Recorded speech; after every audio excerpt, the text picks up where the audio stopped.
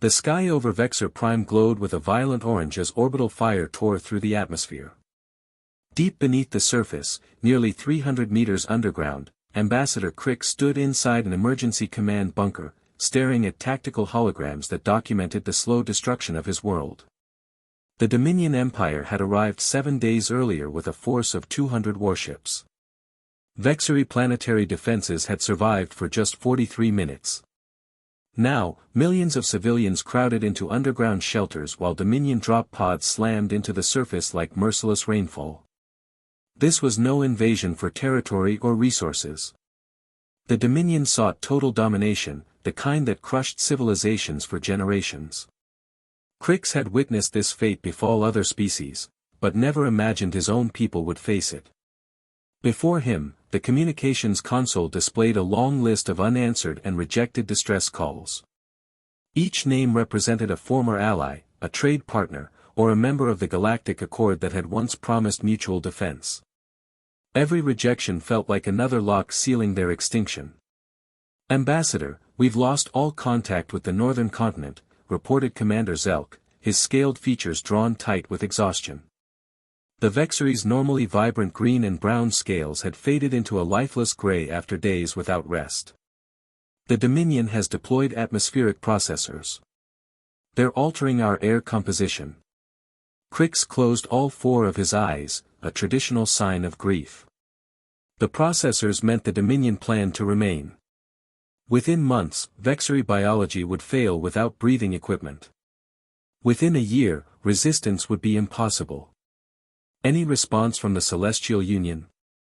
Crix asked quietly. "They cite a non-aggression pact with the Dominion," Zelk replied.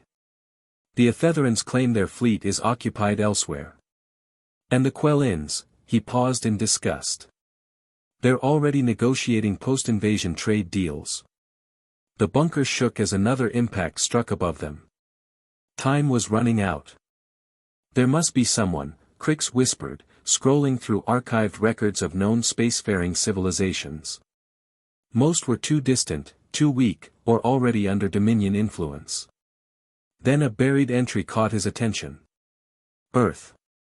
Humans. Stories about humanity circulated among traders, half rumors, half warnings. Humans were newcomers to the galaxy, barely 2 centuries into faster-than-light travel. Yet in that short time, they had fought 3 major interstellar wars and won them all. Not with superior numbers or advanced tech, but with relentless refusal to surrender. They had defended colonies using armed mining vessels. They had turned their own sun into a weapon. By galactic standards, humans were dangerously unstable. "You're not seriously considering them," Zelk said, noticing Crix's focus. "They have no treaties with the Dominion," Crix replied. "No political investments to protect. They stay isolated by choice." "Because they're insane," Zelk argued. "They ram ships when they run out of ammunition. Their doctrine allows casualty numbers that would horrify civilized species." Another explosion rocked the bunker. On the display, Dominion drilling machines advanced toward civilian shelters. "Unstable may be exactly what we need," Crix said, activating the quantum communicator. The connection took minutes to establish. Finally, a human male appeared on screen, short gray hair, weathered face, dressed in a simple black uniform. "This is Admiral Marcus Chen, Earth Defense Coalition. Identify yourself." Crix straightened. "I am Ambassador Crix of the Vexori Republic. Our world is under attack. Our defenses have fallen. We formally request immediate military assistance." Chen confirmed their location, then listened silently as Crix explained the situation: millions trapped, atmosphere being poisoned, annihilation imminent. "Send us anything," Crix pleaded. "We are being slaughtered." The Admiral studied something off-screen, voices murmuring in the background. Finally, Chen spoke. "The Dominion made a mistake attacking you first. We don't tolerate genocidal empires near our space." Crix felt his chest tighten. "You'll help us?"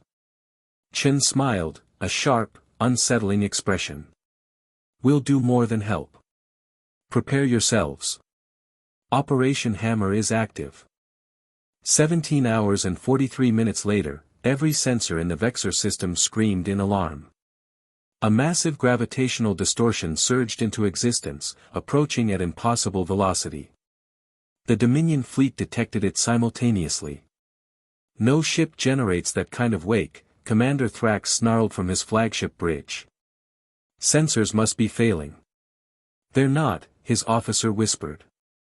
"Mass reading exceeds 2 kilometers. Reality itself tore open 300,000 kilometers from the fleet. Space twisted, split, and bled energy as something colossal emerged. The UES Prometheus arrived. At 2.3 kilometers long, it dwarfed every Dominion vessel.